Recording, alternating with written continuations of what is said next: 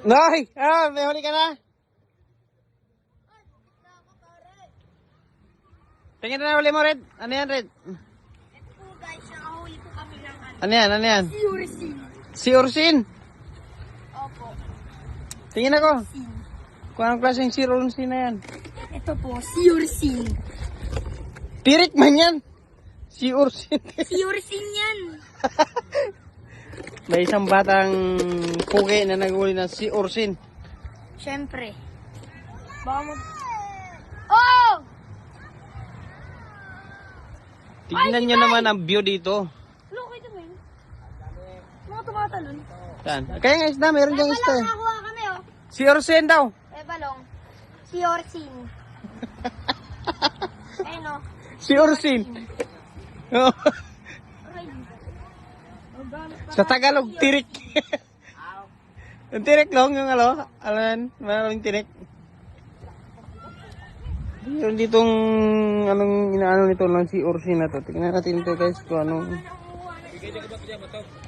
anong kinukuha ng mga si Ursin boys dito. Ating puntahan. Siyempre. Para tignan natin yung mga Sir Ursin boys. Ito guys, pakpak ng lawin. Isang indikasyon na maganda yung ano dito, bundok. Merong pakpak ng lawin eh. Tingnan natin yung Sir Ursin ngayon. Chung Mulong. Ano bang yung kinukuha diyan? Ito. Tingnan.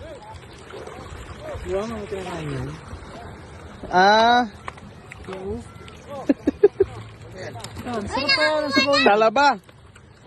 Talaba to, talaba. Talaba.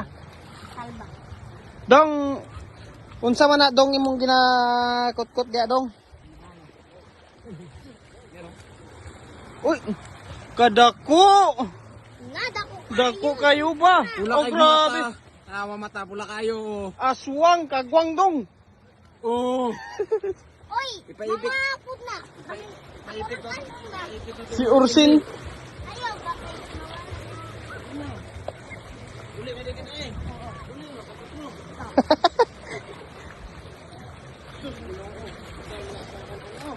Uy! Dong at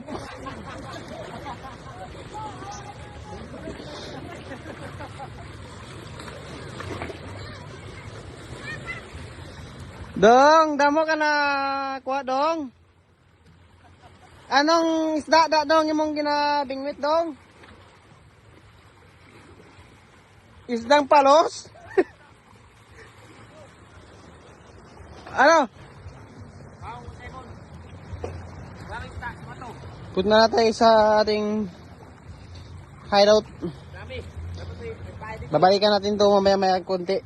Yung si Ursin boys.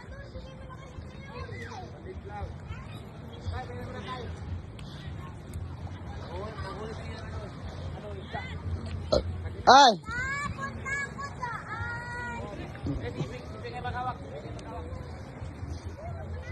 Ang aking mag-inay tumatawag na.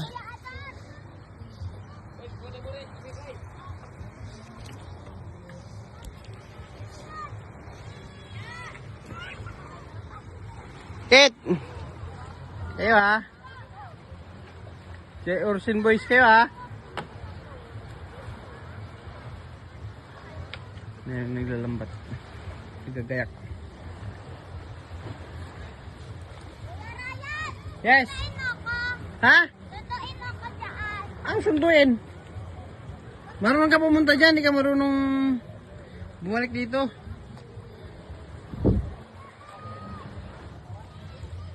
Oh, yeah.